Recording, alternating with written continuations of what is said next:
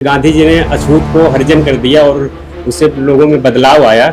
उसी प्रकार से अभी 3 कानूनों में जैसे इंडिया की जगह भारत कर दिया गया और दंड की जगह न्याय कर दिया गया। इससे लोगों के मन में बदलाव आएगा और औपनिवेशिक मानसिकता से हम निकल पाएंगे। न्याय शब्द अपने आप में ही बहुत कुछ बता देती है कि हम लोग न्याय की बात कर रहे हैं और हमें इसके भाव पे जाना चाहिए, ना तो नाम पे जाना चाहिए किसी के, क्योंकि हमारे लिए भारत मातरम ही है, चाहे इंडिया मातरम है, मतलब भारत ही माँ है ना। शादी के झांसे में देकर उसके साथ सेक्सुअल इंटरकोर्स करना, ये अब भारत सरकार ने ये अच्छा काम किया है कि उसमें मिनिमम 10 साल की सजा होगी। ये बहुत बढ़िया बात है। अब मुझे बताइए, अभी बहुत सारे लूप होल्स हैं। अभी लड़कियां क्या करती हैं, फिर बहुत सारे लोग अपना बर्थ सर्टिफिकेट में, मतलब बर्थ सर्टिफिकेट नहीं, सॉरी, सर्टिफिकेट्स में डेट लिखवा लेते हैं। वो बालिग तो होते हैं लेकिन कहीं प्रमाण नहीं होता कि वो नाबालिग, मतलब डेट के जो अपनी एज है वो कम बताते हैं। ठीक है, अब लड़की तो 18 साल की है, उसने बता दिया कि मैं तो 18 साल की हूँ। लड़की को भी बताया कि लड़की बालिग है, लेकिन जो उसके डॉक्यूमेंट्स हैं उसमें वो नाबालिग है। तो इसमें अब जो लड़के की है उसकी गलती क्या है? वैसे तो भारतीय दंड संहिता में बहुत नए बदलाव कर दिए गए हैं, लेकिन हमें ये देखना होगा कि बदलाव तो हो गए हैं, लेकिन जब तक ये जमीन पे लागू नहीं होते तो उस चीज का कोई मायने नहीं होता। हमें देखना होगी जो ये कानून बने हैं वो वास्तव में जमीन पे आएंगे या नहीं, इस पे बात करते हैं। देश ने अभी आजादी का अमृत महोत्सव मनाया है। अमृत महोत्सव यानी 75 साल। लगातार 2 सालों से जश्न चल रहा था। अब 75 के बाद उसमें जब 25 ऐड करेंगे तो 100 साल पूरे हो जाएंगे। 75 साल पूरे हुए, 100 साल भी पूरे हो जाएंगे, लेकिन भारत में अभी भी बहुत सारे ऐसे कानून हैं जो कि अंग्रेजों के द्वारा बनाए गए थे। ये सरकार जब से आई है या जनता की मांग भी रही है कि कोई भी कानून देश, समय और परिस्थिति के अनुरूप होना चाहिए। उसी को ध्यान में रखते हुए भारतीय दंड संहिता में बदलाव किया गया है। उसी बदलाव पर चर्चा के लिए ये छात्र पंचायत सजी है और इस छात्र पंचायत में हमारे साथ कुछ साथी हैं जो कि सिविल सेवा एवं अन्य परीक्षाओं की तैयारी करते हैं। प्रबुद्ध लोग हैं, बुद्ध अभी नहीं हुए हैं, प्रबुद्ध हैं। बुद्धत्व की ओर बढ़ना है इनको, देश के भविष्य हैं।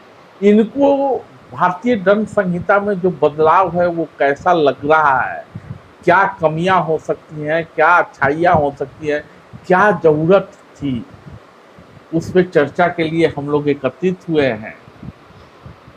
हो सकता है कि जैसे मोदी जी प्रण लिए हुए हैं कि सब कुछ बदल दें, वैसे ये लोग भी प्रण लेके बैठे हों कि नहीं, जो बदलाव हुआ है वो बहुत ही सकारात्मक है। कुछ लोगों को बदलाव भाता नहीं है, बदलाव के विरोधी लोग भी होते हैं। क्या कहेंगे अंकित जी, जो ये बदलाव हुआ है कितना जरूरी मानते हैं? छात्र पंचायत में आप सभी का स्वागत है। तो हम तो आपके स्वागत के लिए बैठे हुए हैं। भारतीय पिनल कोड में जो बदलाव किया गया है, क्या है भारतीय दंड संहिता, उस पर संक्षेप में अपनी बात रखते हुए जो बदलाव किए गए हैं कितना जरूरी मानते हैं?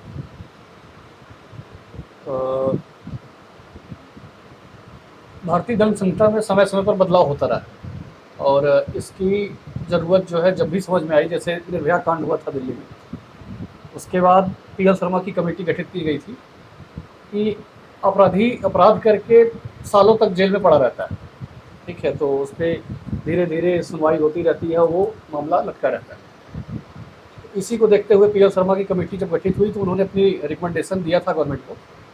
उसके बाद इस पे बहुत ज़्यादा चर्चा होनी शुरू हो गई थी कि कैसे इस पर सुधार किया जाए और तय समय सीमा के अंदर जो है अपराधी को सज़ा दी जाए। तो ये ऐसा नहीं है कि एक अचानक से किया गया काम है, ये एक प्रोसेस था, पूरा समय समय से चल रहा था। क्या कहेंगे, क्या बदलाव किया गया? जैसे सर, इंडियन पिनल कोड का नाम अभी कर दिया गया भारतीय न्याय संहिता। इंडिया की जगह भारतीय कर देने से पहले तो हम औपनिवेशिक मानसिकता से निकलते हैं। जैसे कि इंडिया, जैसे हमारे कॉन्स्टिट्यूशन में भी लिखा है इंडिया डैट इज़ भारत, मतलब इंडिया वो नहीं है, ये भारत है। मतलब औपनिवेशिक मानसिकता वाला इंडिया नहीं है, ये भारत है अपना, भारतवंश वाला। तो पहला तो ये बदलाव किया गया है, औपनिवेशिक मानसिकता से निकला गया है। दूसरा इसमें ये बदलाव किया गया है कि दंड की जगह न्याय कर दिया गया है। इसका अर्थ यह हुआ कि अब हम दंड नहीं देंगे, अब हम न्याय करेंगे आपके साथ। पहले आप दंड दिया जाता, क्योंकि वो ब्रिटिश शासन था, वो तो शासन के तहत दंड दिया जाता था। दूसरा ये कुछ उसमें और प्रावधान ये किया गया है कि जो चीज़ें उसके मतलब आगे पीछे भी किया गया है, जैसे कि महिलाओं के साथ जो अपराध होते थे उसको 375 या देखिए, विषय को ठीक तरीके से रखने के लिए मैं चंद लाइनें पढ़ देता हूँ, उसके बाद आप लोगों को सुविधा होगी। कहा यह गया है इस कानून को बदलाव करते हुए कि गुलामी के सभी निशानियों को समाप्त करना है। उसी के लिए मोदी जी ने प्रण लिया था, हम नहीं कह रहे हैं, गृह मंत्री ने संसद में कहा था। मोदी जी के इस प्रण का अनुपालना करने के लिए संसद बैठी, ठीक है। और वो प्रण क्या था कि Indian penal code 1860, criminal procedure code 1898, 1973 और इंडियन एविडेंस एक्ट 1872 कानूनों को समाप्त कर 3 कानून लाए सरकार ने। वो है इंडियन पिनल कोड 1860 की जगह भारतीय न्याय संहिता 2023 स्थापित करेंगे जी। क्रिमिनल प्रोसीजर कोड 1898 की जगह भारतीय नागरिक सुरक्षा संहिता 2023। उसके बाद इंडियन एविडेंस एक्ट 1872 की जगह भारतीय साक्ष्य विधेयक 2023 स्थापित होगा। सवाल ये है कि ये स्थापित होगा, लेकिन सवाल तो यही है कि जो था वो क्यों बदला जा रहा है, क्या जरूरत थी सर। वो पहले जो बना था वो दंड देने के हिसाब से बना था, क्योंकि वो ब्रिटिश राज में बना था। 1860 में जो कानून बना गया था, 1898 में जो बना था और 1872 में जो कानून बने थे, सब सिर्फ दंड देने के लिए और शासन करने के लिए कानून बनाए गए थे। और अब जो कानून बनाए जा रहे हैं वो नागरिक को सुरक्षा देने के लिए बनाए जा रहे हैं और न्याय करने के लिए कानून बनाए गए हैं, इसलिए इसमें कुछ बदलाव किए गए हैं। रविशंकर जी, आप इनके बातों से कितना सहमत है? ये जो कह रहे हैं वो जहाँ तक मैं समझ पा रहा हूँ वो ये है कि अंग्रेजों का शासन था, उन्होंने हमारे ऊपर अपना शासन थोपा हुआ था, जैसे ही हमसे गलती होती थी बस वो डंडा चला देते थे। अब जो है जनता के लिए जनता के द्वारा चुना हुआ शासन है, अर्थात हम स्वतंत्र हो चुके हैं, तो बदलाव की जरूरत थी, जैसा हम समझ पा रहे हैं और सरकार मान रही है। Okay sir, thank you. सबसे पहले माय फ्रेंड वीरेंद्र सर ही से अच्छे पॉइंट कहे हैं सर कि अभी हमें ब्रिटिश मानसिकता से निकलना है सर, तो इसलिए हम लोग इस प्रोविज़न को, जैसे इंडियन पिनल कोड है उसको में बदलाव चाहते हैं समय समय के अनुसार। थोड़ा सा हम इंडियन पिनल कोड का थोड़ा बैकग्राउंड में ले जाना चाहते हैं। बैकग्राउंड यही है कि जैसे हमारा जब 1834 में हमारा मैकाले जो उस समय फर्स्ट लॉ कमीशन के चेयरमैन थे, लॉ कमीशन, उन्हीं के निर्देश पे हमारा इंडियन पिनल कोड बना था। जब हमारा 1860 में जब लागू हुआ था तो उसके समय समय के अनुसार जब लागू होते होते क्राइम का रेट बढ़ते हुए डिफरेंट टाइप के क्राइम आने लगे, तो उसके एक करने के लिए, सफल बनाने के लिए उसको कैसे लागू करना है, उस क्राइम का प्रकार यहाँ बदल गए, क्रिमिनल का माइंडसेट यहाँ पे चेंज होने लगा। तो ये सब देखते हुए हमारे गृह मंत्रालय ने सोचा कि कैसे उसको हैंडल किया जाए, इसलिए प्रोविज़न ये सब बदलाव के लिए किया गया। और जैसे इंडियन पिनल कोड 1860 है, इसको जगह भारतीय न्याय संहिता कर दिया गया, और इंडियन एविडेंस एक्ट 1872 है, उसके जगह भारतीय साक्ष्य अधिनियम 2023 कर दिया गया, और कोड ऑफ क्रिमिनल प्रोसीजर और 1898 1973 में जब इंदिरा गांधी के शासनकाल में उसको अमेंडमेंट किया गया था, वो ला गया। तो अब ये सब हुआ। अब इसके लिए देखिए, अब प्रोविज़न धीरे धीरे बढ़ते गया। अब हम मॉडर्न पीरियड में हैं। मॉडर्न पीरियड में क्राइम का रेट अलग तरीक़ा से हो रहा है। यहाँ साइबर क्राइम हो रहे हैं, डिफरेंट तरह के क्राइम हो रहे हैं। और जैसे इंडियन पिनल कोड में अभी हाल में बिल में जोड़ा गया कि हमने डिफ़ाइन किया है कि टेररिज्म क्या है, मॉब लिंचिंग क्या है, ये सब पहले से डिफ़ाइन थे, लेकिन सारे को एक चैप्टर में कर दिया गया है। एक चैप्टर में उसको पिरो दिया गया है कि हमारे किसी को कोर्ट जब कोर्ट का ट्रायल हो तो उसको एक जगह देखने में कोर्ट को सुविधा हो जाए। और जैसे डिफ़ाइन किया गया है, आप कह सकते हैं सेपरेटिज्म किया गया है, अलगाववाद की नीति, जिसे हमारे कर दिया। अभी किए थे ना, हाल में हुआ थे पंजाब में, कि वो भाषण दे कि हमें पंजाब चाहिए, पंजाब चाहिए, तो खालिस्तान के मांग कर रहे थे। तो ये सब जैसे हमारे freedom of speech and expression के खिलाफ जा रहे थे, हमारी कंट्री के सॉवरेनिटी के खिलाफ जा रहा था। तो ये सब गलत बात है। इसी को कंट्रोल करने के लिए ये सब ज़रूरी था कि हमारे इंडियन पिनल कोड में बदलाव बहुत ज़रूरी हो गया था। तो इसी के देखते हुए हमारे पिनल कोड में चेंज हुआ है। और जैसे हमारे कहने का मतलब है कि पिनल कोड में article section legal sedition act था, तो ये सेडिशन एक्ट 124 ये कहता है कि ये सब औपनिवेशिक मानसिकता है, जिसके अनुसार अब जैसे मॉडर्न डेमोक्रेसी में हो गया कि ये अब नहीं चलेगा, अब यहाँ लिबरल हो गया, तो इसको सेडिशन को थोड़ा कम कर दिया गया है।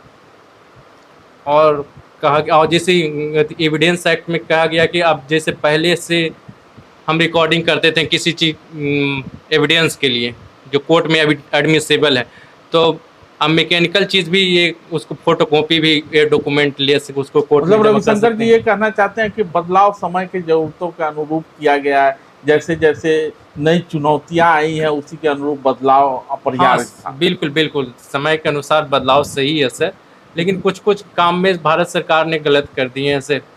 जैसे अभी अभी बनेगा, लेकिन एक प्रोविज़न भारत सरकार ने बहुत बढ़िया जोड़ी गया है एक्ट में कि जैसे कोई भी नया क्राइम आएगा, नोवेल क्राइम एड प्रोविज़न में है। टाइम भी नोबेल होता है। यस, क्राइम नोबेल है। जैसे आप एक सुप्रीम कोर्ट का जजमेंट था कि किसी वुमेन के खिलाफ है, लेकिन सुप्रीम कोर्ट ने उन्हें भी बेल देने से मना कर दिया। क्राइम ये था कि वो एक लेडीज़ थी, उसने सास को सांप से कटवा के मरवाने का ये किया था, साजिश रची थी, जिसने सुप्रीम कोर्ट ने इसको माना कि ये न्यू क्रिमिनल माइंडसेट है। तो इस टाइप के क्राइम को भी सुप्रीम कोर्ट ने बेल को खारिज कर दिया कि नहीं देंगे।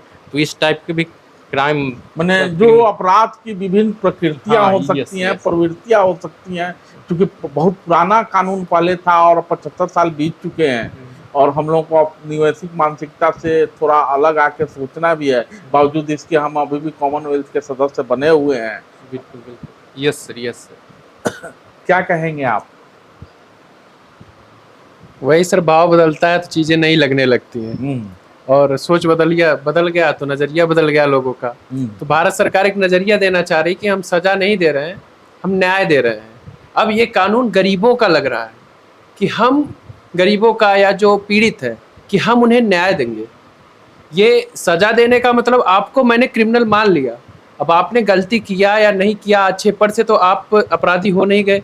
तो भारत सरकार ने कहा कि अब आपने अपराध, किसी ने आप पे केस किया तो सज़ा मान ले जाना। तो अब न्याय संहिता का मतलब कि आपको न्याय मिल रहा है, किसी एक व्यक्ति को न्याय। और रही बात औपनिवेशिक मानसिकता से, तो हम तो पहले ही निकल चुके थे, 75 साल पहले। अब ये टर्मिनोलॉजी नया दे देने से चीज़ें नई नहीं हो जा रही हैं और न ही नया नामांकन करने से चीजें बदलेंगी। लेकिन ये है कि अब पढ़े लिखे लोग आ गए, अपराधीकरण हो गया, अलग अलग तरीके से क्राइम आ गए, जो कि 1872 में इतनी टेक्नोलॉजी नहीं थी। अलग अलग विचारधारा के लोग अलग अलग तरीके से क्राइम कर रहे हैं। कोई तो अभी कह रहा था कि अगर बर्फ के टुकड़े से मार देंगे तो क्या वो मौत हो जाएगा, तो कुछ सबूत मिलेगा। तो कहने का मतलब सोच अलग अलग तरीके से लोगों की बदल रही है। बैंक थे, बैंक डिजिटलाइजेशन हो गया, डिजिटलीकरण हो गया, तो अब नए कानून से ये सारी चीज़ें समावेशित हो जाएंगी, एक कानून में, एक नई किताब में आ जाएंगी। और फिर जो उसके अकॉर्डिंग में जो बदलाव होना होगा, फिर भारतीय सरकार उसे बदलेगी। और मैंने अभी तो कानून बना है, फिर पुलिस भी उसी हिसाब से सोचेगी, उनकी ट्रेनिंग की जाएगी। क्योंकि अब हमारी ट्रेनिंग 1872 के हिसाब से हुई, 1873 के हिसाब से हुई है। तो हम पुरानी मानसिकता से अब अभी कहते हैं ना कि बच्चे नए हो गए हैं, नए तरीके से आ गए हैं। अब छोटे छोटे बच्चे हैं, वो ऐसी सी बात करते हैं, हम लोग कहते हैं देखो नए जमाने के बच्चे हैं। तो नए जमाने का अपराध तो हमेशा हर दौर में नए जमाने के ही होते रहे। हाँ, लेकिन 100 साल पुराना तो बहुत ही पुराना हो गया। मतलब एक जनरेशन के 2 जनरेशन पार कर गए हम।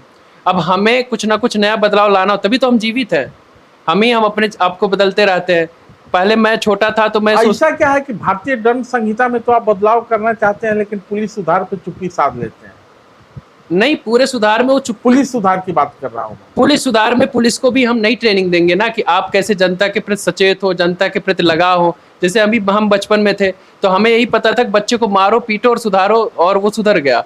अभी क्या होता है, उनसे जुड़ो, उनको समझो क्या ये सोच रहा है, उसके हिसाब से उन्हें सुधारो। तो ये तो पुलिस को ट्रेनिंग देनी चाहिए। आपकी बात सही है, पर अभी पुलिस को ट्रेंड करें कि कानून बदले, पहले कानून बदल दिया जाएगा, फिर धीरे धीरे हम पुलिस को उसी हिसाब ट्रेंड करेंगे, क्योंकि पुलिस ट्रेनिंग दी ही इसीलिए जाती है, क्योंकि नॉर्मल व्यक्ति बनता है तो उसे हाउ टू कैसे जनता को ट्रीट करना है वो तब मालूम चलेगा उन्हें। आपके लिए क्या है कानून में आकांक्षा जी, क्योंकि आप तो आधी आबादी हैं, आधी आबादी के लिए क्या है खास? पहले क्या होता था कि दंड दिया जा रहा है, कोई किसी ने क्राइम किया उस पर केस चलेगा और फिर उस पर दंड मिलेगा। न्याय में क्या होगा कि दोनों पक्षों की बात सुनी जाएगी, अगर वो गुनहगार हुआ, न्याय का मतलब ही, न्याय का तकाजा भी यही है कि दोनों पक्षों की बात सुनी जाए और फिर जब लगे कि उसने क्राइम किया है तो फिर उसे सजा दिया जाए। तो ऐसे ही भारत में तो अभी 5 करोड़ केस पेंडिंग है, उसमें से लगभग 4.5 करोड़ ट्रायल में चल रहे हैं। तो ये भी इस जो बदलाव हुए हैं उसमें ये कहा गया है कि 3 साल के अंदर उस पर सुप्रीम कोर्ट जो है या जो भी कोर्ट में केस चल रहा है उस पर अपना फैसला सुनाते। जैसे कि कोई छोटी चोरी भी करता था कि 1000-2000 भी कहीं से चुराया, उसको भी सज़ा लंबी मिल जाती थी, या किसी वजह से उसके घर वाले ऐसे नहीं है कि जाके लड़ सकें, तो कितने साल की सज़ा झेल रहा है वो। अंडर ट्रायल तो बहुत सारे ऐसे कैदी हैं जो कभी भी बंद हैं, कोई सुनने वाला नहीं, उन्हें देखने वाला नहीं है। तो अब 5000 से अगर नीचे की कोई चोरी करता है तो वो 24 घंटे की सज़ा, 1000 रुपये उसका जुर्माना है, फिर वो छूट जाएगा। तो केसेस की संख्या भी कम होगी इस तरीके से। कहीं आप अपराधियों का हौसले तो नहीं बढ़ा रहे हैं? ये भावना, दंड संहिता में बदलाव हो गया, कितनी सुरक्षित हो दिल्ली की सड़कों पे? सर सुरक्षित तो महसूस करते हैं, सुरक्षित महसूस करते हैं। क्योंकि सर अभी पुलिस प्रशासन पर तो भरोसा है ही कि वहाँ तक बात पहुँचेगी ही नहीं। और जहाँ तक सर कह रहे थे कि अभी 75 साल पहले ही हम औपनिवेशिक सोच से बाहर आ चुके थे, तो मुझे नहीं लगता कि हम बाहर आ गए थे, क्योंकि भाषा से एक अलग जुड़ाव होता है सर। जैसे अब इंडिया को हम भारत बोलेंगे तो भारत बोलने में एक अलग गर्व महसूस होता है, क्योंकि वो किसी और का दिया हुआ नाम नहीं है। शुरू से भारत के बहुत सारे नाम रहे हैं, कभी जम्बू द्वीप कहा गया तो कभी कुछ कहा गया, लेकिन इंडिया का कहीं पे देखने को नहीं मिलता है। तो अगर नाम चेंज हो रहा है तो, और इंडियन पीनल कोड का भी अगर नाम चेंज हो रहा है तो काफ़ी सही है, क्योंकि हाँ दंड को न्याय से रिप्लेस करना ये बहुत ही एक अच्छा कदम है। अंकित जी, ऐसा तो नहीं लगता आपके, देखिए भावना जी का हाथ थरथरा रहा था बोलने में, बोलना कुछ चाह रही थी, बोल कुछ और रही थी, पहली बार आई हैं इस तरह के परिचर्चा में, उम्मीद करते हैं कि अगली बार जब आएंगी तो आप सब लोगों पे भारी पड़ेंगे। ऐसा तो नहीं अंकित जी कि नाम बड़े और दर्शन खोटे, केवल नाम ही बदल देना है और जो काम हो उसमें कोई बदलाव ना हो?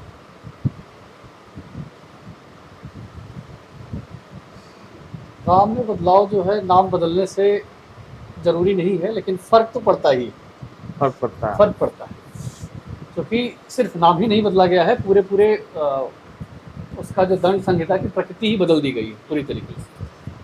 1870 का जो दशक हुआ करता था, उस समय जो अपराध की प्रकृति थी और आज की जो अपराध की प्रकृति है, पिछले 10 सालों में बहुत ज़्यादा बदली है।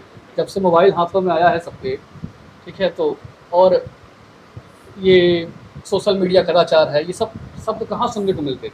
बदलाव हुआ है, तो वो समय बहुत दूसरा था और आज बहुत समय बदल गया है, और इसलिए एक पूरी तरह से, जिसको बोलते हैं एकदम ट्रांजिट की ज़रूरत थी, पूरी तरह से बदलाव। तो नाम बदला है, सिर्फ नाम ही नहीं बदला है। हाँ, नाम की, जैसे भावना ने कहा कि अभी भाषा का बहुत ज़्यादा फर्क पड़ता है। औपनिवेशिक शासन जो है वो था, और जब कोई बाहरी हमारे ऊपर शासन करेगा, दंड का प्रावधान करेगा, तो निश्चित ही वो दुश्मन की तरह हमें ट्रीट करेगा। लेकिन जब हमारी सरकार, हमारे लोगों द्वारा चुनी गई सरकार, वो जब हमारे ऊपर कोई माँ बाप अपने बच्चों को दंड देता है, तो वो ये समझते हुए देता है कि हमारा बच्चा है, कहीं इसको इससे इतना ज़्यादा प्रभाव न पड़ जाए कि जो है कि वो उसी प्रवृत्ति में जाके फिर से अपराधी ही बन जाए। तो सरकार का जो बदलने का मोटिव है, इसके पीछे का यही कारण है। और हम लोग बचपन में कहते थे कि बहुत सारे लोग अपने बच्चों को मारते थे तो पड़ोसी आके टोकता था, अरे क्यों बार बार मार रहे हो, हेयर हो जाएगा। हाँ, वही चीज़। तो अपराध को जो है, अपराधी को एहसास हो कि हाँ आप इसी देश के हैं, और जो अपराध कर रहे हैं ये आपको कहीं ना कहीं आपके ही देश को नुकसान पहुंचाने वाला है। जो अपराध, ये जो संहिता बनाई गई है, जिसमें जो दंड के प्रावधान किए गए हैं, वो ये कहीं ना कहीं इस चीज़ को जाहिर होता है कि ये बदलेगा। भावना, महिलाओं के मामले में तो ऐसा लगता है कि कानून को और कठोर किया जाना चाहिए। मान लो कि कोई अपराध घटित होता है, ये कहते हैं कि जाके वृद्धाश्रम में सेवा करो, किसी लड़की को छेड़ा हो और अगले दिन जाके उसके परिवार में जाके बर्तन धो, तो ये कोई बात होती है? सर किसी भी महिला को सही मान लेना क्योंकि वो सिर्फ महिला है तो ये भी एक गलत है। जैसे हम अभी देख रहे हैं कि बहुत सारे ऐसे केसेस आ रहे हैं जिसमें दुष्कर्म और दहेज जैसे बहुत झूठे आरोप लगा दिए जाते हैं, तो इसमें जो पति मतलब पुरुष होते हैं वो बहुत ज़्यादा सफ़र करते हैं इन चीज़ों को लेकर के। अपराधी कोई अपराध नहीं किया है फिर भी जेल में सज़ा काट रहे हैं, तो दोनों तरफ से पक्ष को सुना जाना चाहिए, इसलिए ये सही है। Name change of the bill इस इंडियन पिनल कोड और code of procedure of the 1870। Sir नाम का मतलब ये है सर कि जिसे मतलब हम इंडिया से भारत रख दिए, तो सर ये औपनिवेशिक मानसिकता से तो दूर जा रहे हैं सर, लेकिन जिससे हम अपना हिस्ट्री को भी डिस्टॉर्ट कर रहे हैं। जैसे हमारे अभी साउथ के जो भाई लोग हैं वो उन्हें प्रोटेस्ट करना शुरू कर दिया मद्रास हाई कोर्ट के बाहर कि भारत नहीं होना चाहिए। जैसे हमारा कॉन्स्टिट्यूशन में article 348 clause 1 sub clause B कहता है सर कि किसी भी जब स्टेट लेजिस्लेचर या मतलब पार्लियामेंट द्वारा पास किया गया लॉ का ऑथोरेटिव टेक्स्ट इंग्लिश में होना चाहिए। तो इसके हिसाब से तो हमारा जो नेम है भारत, वो भारत देना गलत है। यहाँ पे हम गवर्नमेंट को थोड़ा सा क्रिटिसाइज कर रहे हैं कि वो इंग्लिश में नाम देता, तो हम जैसे साउथ वाले हमारे भाई लोग हैं उन लोग भी ये सोचते कि नहीं चलो थोड़ा सा उन लोग के, तो उनको हमको नहीं लगता कि रविशंकर जी इस मसले को आप दूसरी तरह ले जा रहे हैं, भाषा की तरफ ले जा रहे हैं, लेकिन हमको नहीं लगता है कि किसी तमिलनाडु के रहने वाले को मद्रास के आने में कोई दिक्कत होती है। सर इसका लिए हम एक रीजन देना चाहते हैं, जैसे हमारा कितना भी 90 देखिए वहाँ नहीं, यहाँ एक चीज इसलिए रोकना चाहूंगा कि केवल विरोध करने के लिए कई चीजों की विरोध होती है। जैसे हमारे यहाँ क्या होगा कि जो भाषाई विवाद है ना, भाषाई विवाद का जड़ लंबा रहा है। हाँ सर वही कह रहा हूँ सर कि जब हमारा भाषाई विवाद है सर, भाषाई विवाद के कारण ही पहला स्टेट के आंध्र बना सर, उसी के भाषाई के आधार पर ही। जैसे उस समय उन लोग हिंदी नहीं बोल पाते हैं, हिंदी बोलने में थोड़ा सा दिक्कत होते हैं। कौन कह रहा है आपको हिंदी बोलने के लिए? आपके लिए तो त्रिभाषा फॉर्मूला किया गया है, आप वहाँ की भाषा बोलिए, क्यों अंग्रेजी पे जिद क्यों करते हैं? तो अंग्रेजी पे जिद नहीं तो भारतीय कहने से भारतीय दंड संहिता उन लोग के उच्चारण करने में दिक्कत हो रहे हैं। स्थानीय लैंग्वेज में उसको ट्रांसलेट कर सकते हैं। तो हमको नहीं लगता है कि किसी आंध्र प्रदेश के लोगों को आंध्रा कहने में कोई दिक्कत होती होगी, हैदराबाद कहने में दिक्कत होगी। मेरा सर ये पॉइंट है, मतलब बात है कि देश नॉर्थ और साउथ में क्यों है, ये पूरा भारत है, तो हर इंसान भारतीय है तो उसे भारतीय बोलने में, अब इंग्लिश तो हमारे यहाँ की भाषा नहीं है, हर इंसान उसमें फ्लुएंट है, तो यहाँ पे तो लूप होल उस पोल का ही आ जाता है कि हाँ साउथ वाले तो इंग्लिश में फ्लुएंट है, तो क्या वो हिंदी अपनाने की बात नहीं हो रही है, लेकिन क्या वो एक शब्द भारतीय को अपना नहीं सकते? अब वो इस पर प्रोटेस्ट करेंगे कि हम भारत नहीं बोलेंगे, तो ये एक चीज़ समझ में आती है कि एकजुटता नहीं है, जो कि ये बहुत खतरनाक है और एकजुट होकर ही रहना चाहिए। भारत जो शब्द है वो सबको एक साथ लेकर चलेगा, मुझे ऐसा लगता है। खैर ये शब्द की बात नहीं है, हम थोड़ा मीनू की तरफ चलते हैं। तो मीनू अभी गई थी कहीं, चंडीगढ़ गई थी, पंजाब गई थी, तो इनका मोबाइल लीक हो गया। अब मोबाइल खो गया तो क्या परेशानियां हुई, और भारतीय दंड संहिता में जो बदलाव हुआ उससे क्या सुविधा मिल जाएगी आपको? मतलब मेरा फोन तो चोरी हो गया तो मतलब हर चीज हो गई, क्योंकि आज के टाइम में हम देखते हैं अगर जिसके पास फोन नहीं उसके पास कुछ नहीं है। और भारतीय दंड संहिता में ये जो बदलाव है इससे ये होगा कि हम होता क्या है कि मतलब चीज़ें चोरी हो जाती है। ट्रेनों में हम देखते हैं आए दिन चोरी का ज़्यादा सीन हो रहा है, लेकिन ये चीज मतलब चोरी तो हो रही है लेकिन उसका कोई अता पता नहीं कि चोरों को कैसे ढूंढा जाए।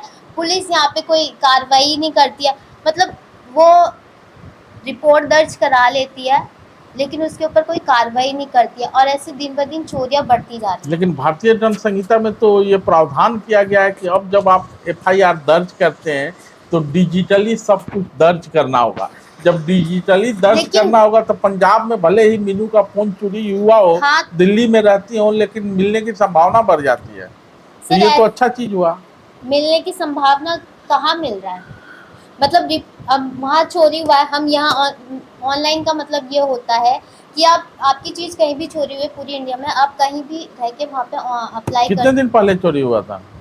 1 हफ्ता हो गया। धैर्य बनाए रखिए, भारतीय दंड संहिता को आने में 75 साल लग गए और आप 1 सप्ताह में ही चाहती हैं कि जो प्रावधान किए गए हैं उसका फायदा आप तक पहुंचने लगे। थोड़ा अभी धीरे धीरे लोग प्रशिक्षण की ओर जाएंगे, और बहुत सारे मामलों में हमको ऐसा लगता है कि पहले कोई संभावना नहीं होती थी, आपके पॉकेट से फ़ोन निकल जाता था और कोई संभावना नहीं होती थी कि मिलेगा, लेकिन अब बहुत सारे लोगों के फोन मिल रहे हैं साल भर बाद, 6 महीने बाद। ट्रैकिंग सिस्टम तो है, क्या कहेंगे, क्या बदलाव लग रहा है आपको? सर अब FIR अब ऐसा इस बार बदलाव ये हुआ है कि FIR जो है अब कहीं से भी इंडिया में रह के कहीं भी कर सकते हैं।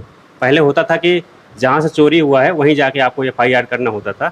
अब FIR के लिए ये प्रावधान कर दिया गया है कि कहीं भी जो है चोरी हो रहा है तो भारत में रह के कहीं से भी आप FIR दायर कर सकते हैं। और उसके लिए प्रावधान है कि कुछ प्रावधान सिद्ध वो कर दिया गया है कि इतने दिन के अंदर जो है ये इस पे ट्रायल चलना चाहिए, कुछ दिन फिक्स कर दिया गया है इसके लिए।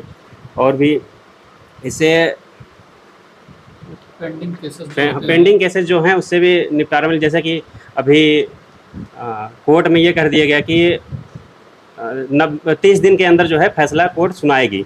ये जो 3-3 साल तक पेंडिंग रहता था केसेस, जो छोटे मोटे केसेस है उसको 30 दिन के अंदर जो है फैसला कोर्ट सुना ही देगी। और इससे जो है 40% करीब केसेस, जो 5 करोड़ लगभग केसेस हैं उससे 40% केसों का निपटारा हो जाएगा इससे। और साथ साथ मध्यस्थता कानून, इसके पहले अभी कुछ दिन पहले मध्यस्थता कानून भी लाया गया था, जिससे जो छोटे गांव में छोटे मोटे केस होते थे उसको आपस में ही बैठ के सुलझा लिया जाएगा। करीब 50% केसेस इससे सॉल्व होने का वो है। और इसमें थोड़ा सा दिक्कत ये है, नए कानून में दिक्कत ये है अभी कि लक्ष्य बनाया गया है 90% तक केस जो है सॉल्व कर लिया जाए। मतलब सरकार ये कहना चाह रही है अभी भी कि 10% लोग को न्याय अभी भी नहीं मिलेगा। 90% से लक्ष्य बनाया गया है 100% लोगों को न्याय मिले। सर इस बिल का एक पॉजिटिव एस्पेक्ट ये है सर, एक आध दो एस्पेक्ट ये पॉजिटिव है कि जैसे हमारे जिस सुप्रीम कोर्ट का 2017-18 में डिसीजन आया था कि Joseph Shine versus union of India का केस था, आर्टिकल 497 की adultery is not a crime, तो इसको हटा दिया गया। तो इंडियन पिनल कोड भी इसको अपना हिसाब से इसको डिलीट कर दिया गया अपना प्रोविजन से। और एक केस भी आया था कि सर 377 के केस में सेम सेक्सुअल डिक्रिमिनलाइज कर दिया गया था। उसमें Navjot Singh Johar versus union of India case 2018 में इसको सुप्रीम कोर्ट ने अपना बयान दिया था कि ये सब सही चीज़ है, इसको डिक्रिमिनलाइज कर दिया जाएगा। तो ये सब कुछ बातें जो हमारे बिल के पॉजिटिव एस्पेक्ट देता है। और निगेटिव बिल का ये कर दिया गया है कि जैसे हम कोई भी पर्सन को डिटेंशन में लेते हैं तो डिटेंशन में जैसे हमारा और कंट्री के बारे में ले सकते हैं, जैसे स्कॉटलैंड की बात करते हैं तो वहाँ डिटेंशन मतलब 6 घंटे के अंदर यदि किसी व्यक्ति को डिटेन कर लिया गया है तो उसको 6 घंटे के भीतर ही छोड़ दिया जाता है यदि उसके खिलाफ कोई चार्जशीट यही नहीं है 6 घंटे के। लेकिन इंडिया अभी न्यू बिल में ये कर दिया गया है कि किसी व्यक्ति को 60 दिन तक हम रख सकते हैं। लेकिन पहले था, इससे पहले IPC जब था, लेकिन न्यू बिल में कर दिया कि हम 90 दिन तक रखेंगे। तो ये गलत, सरकार ने एक गलत कदम उठाया है कि 90 दिन तक नहीं करना चाहिए कि किसी व्यक्ति को बिना जाने पहचाने हुए 90 दिन तक हम डिटेंशन में रखें। तो ये सब गलत प्रोविज़न किया गया। और जैसे एक महिलाओं के लिए किया गया है कि इस कानून महिलाओं के लिए, महिलाओं के पास चलते हैं, आकांक्षा, इस बिल में किया गया है कि किसी महिला के साथ अगर यौन उत्पीड़न होता है तो उसका बयान लेना अब कंपलसरी है। तभी वीडियो रिकॉर्डिंग है और वीडियो रिकॉर्डिंग भी कंपलसरी कर दिया गया है कि कोई भी, पहले होता था कि महिला को किसी भी तरीके से जिसका यौन उत्पीड़न हुआ है वो कभी हॉस्पिटलाइज्ड हो गई या किसी वजह से कोर्ट तक नहीं जा सकती तो उसके बयान रह जाते थे या कोर्ट तक नहीं पहुंचते थे। तो अभी कंपलसरी कर दिया गया है कि आप वीडियो रिकॉर्डिंग के तहत ही पहुंचाइए। और कानून को और भी कड़ा बनाया गया है। पहले जैसे था कि 6-7 साल की सज़ा हो रही है, अभी तो मृत्युदंड तक भी दिया जाएगा। बीच में भी फिलहाल बनाया गया था, बीच में लाया गया था पास्को एक्ट, लेकिन अभी जब ये न्याय संहिता में आया है बदलाव तो इसको भी बदला गया है। रेप पीड़िता का बयान कैसे रिकॉर्ड करेंगे हम? आजकल तो रेप कर करके लोग मार भी दे रहे हैं कि कोई साक्ष्य न रह जाए, तो कैसे बयान रिकॉर्ड करेंगे? पहले तो ऐसा नहीं था कि आप डिजिटल कोई डेटा कोर्ट में प्रेजेंट कर सकते हैं। अभी आप फोन में रिकॉर्ड कर लिया है, आपने ईमेल या चैटिंग कुछ भी रखा है तो डिजिटल डेटा भी आप सबूत की तरह पहले क्या होता था कि जो आप कोर्ट के समक्ष जो चीजें होती थी वही माना जाता था और डिजिटल फोन में रिकॉर्ड कर लिया और तमाम तरह की चीजें होती थी, लेकिन उसमें तो कहीं ना कहीं धोखाधड़ी की संभावना है ना। आजकल हम लोग देख रहे हैं कि लोग वीडियो बना देते हैं, बहुत सारे साइबर क्राइम। साइबर क्राइम्स की भी बात होनी चाहिए कि पहले साइबर क्राइम्स के कोई कड़े नियम नहीं थे। भारत क्या इससे पूरा वर्ल्ड जूझ रहा है।